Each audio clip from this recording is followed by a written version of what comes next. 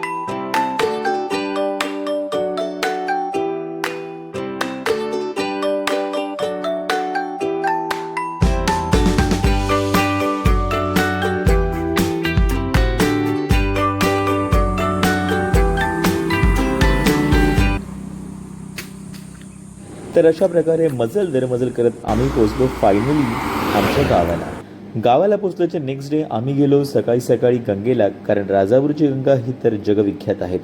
आम्ही सकाळी सकाळी गंगेच्या दर्शनाला गेलो, गंगेमध्ये जाऊन आंघोळ केली आणि मग संध्याकाळी आमचा प्लॅन झाला राजापूरचीच असलेली श्री महाकाली आडिवरे येथील देवीच्या दर्शनाचा आणि मग तिथून बीचवर जाण्याचा प्लॅन.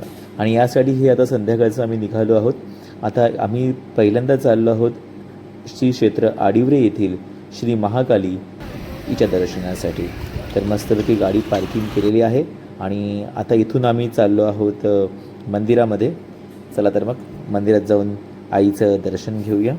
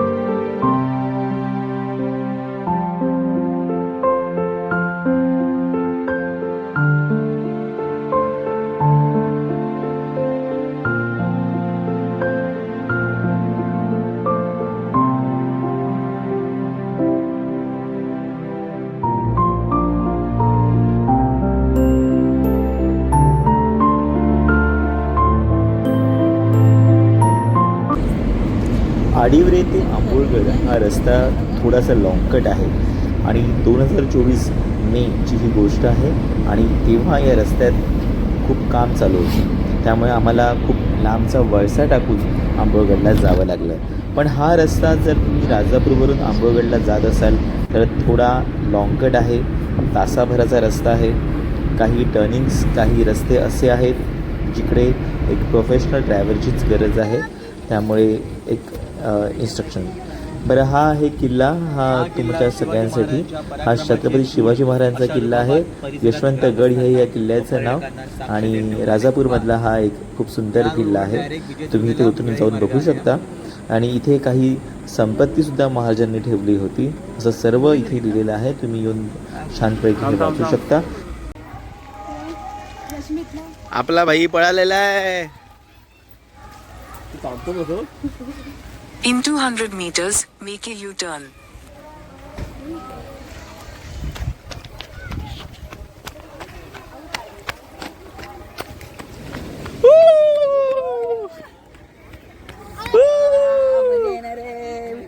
चला बुगत पाण्यामध्ये.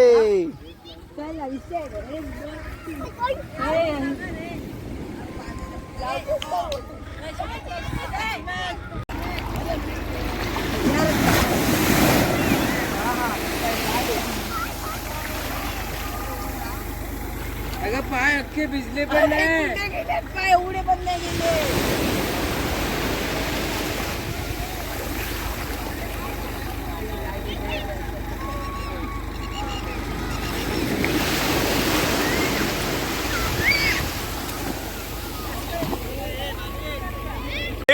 Rugved is enjoying in the beach. Oh wow! Rugved, ball पकड रुग्वेदचा. हे बॉल जाईल हा.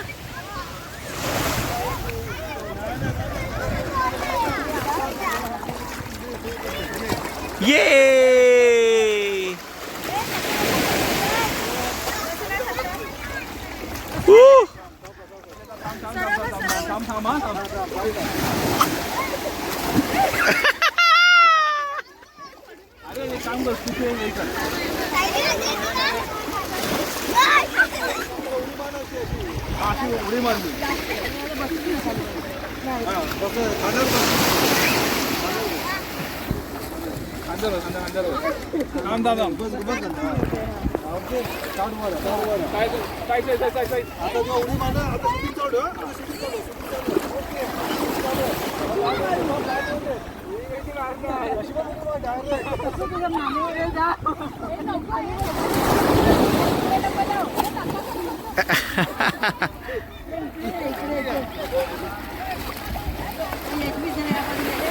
मजा येते ऋग्वेद.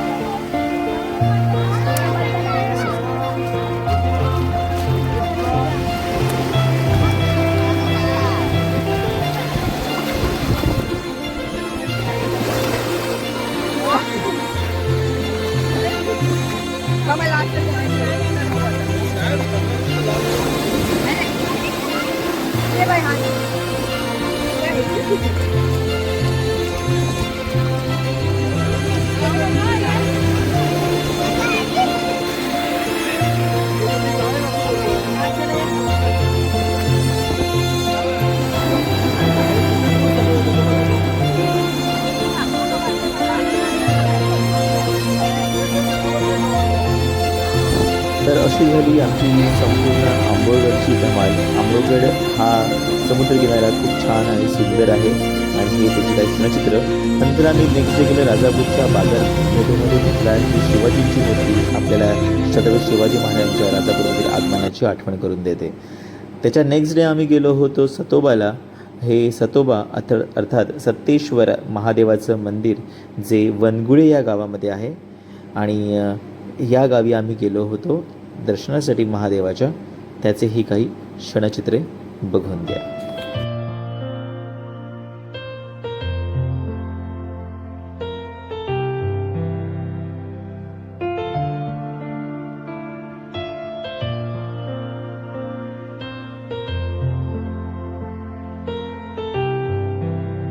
महेश्वराय मंदार पुष्प बहुपुष्प सुपूजिताय तस्मै मकाराय नमः शिवाय.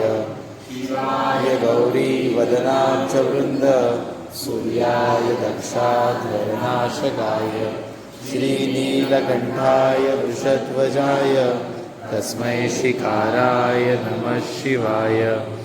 दिव्याय देवाय दिगंबराय तस्मै नकाराय नमः शिवाय. ॐ नागेन्द्रहाराय त्रिलोचनाय भस्मांगरागाय महेश्वराय नित्याय शुद्धाय दिगंबराय तस्मै नकाराय नमः शिवाय.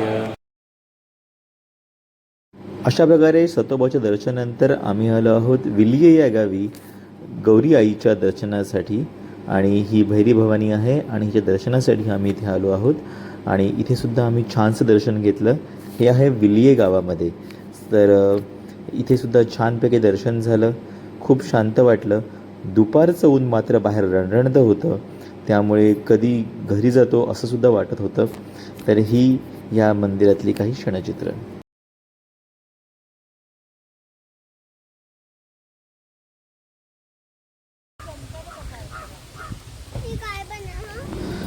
मंदिरातून जसं बाहेर पडलो तसं एका छानशा सावलीमध्ये आम्ही छोटीशी हलकीशी न्याहारी केली. अमिता मावशीने खायला आणलं होतं तर चिप्स खाल्ले. जरा बरं वाटलं. पूर्ण रस्ता हा तापलेला होता पण सावलीमध्ये गाडी असल्यामुळे गाडी जरा थंड वाटली. मस्तपैकी AC ऑन केला आणि मग तिकडून आम्ही निघालो. हे झालं आमचं ह्या वर्षीचं 2024चं संपूर्ण देवदर्शन, बीच दर्शन आणि एटसेट्रा. निकिताने रस्त्यात आंबे चोरले, थोडी रातांबे भेटले आणि मग घरी येऊन मस्त मी रातांब्याचा आस्वाद घेतला. कारण रातांबे म्हणजे ह्याचं रानमेवा आहे ना, म्हणजे सुख आहे. आणि हे सगळं करून आम्ही चौथ्या दिवशी आमच्या घरी ठाण्याला परत निघालो आणि ओव्हरऑल आमचा हा प्रवास गावचा खूप सुंदर झाला. गावावरून निघताना माझे पाय कधीच निघत नाहीत. असं वाटतं गावाला जाऊन राहावं कायमचं. इतकं गाव मला खूप आवडतं. तर चला तर भेटूया पुन्हा एकदा पुढच्या ब्लॉगमध्ये. तोपर्यंत धन्यवाद.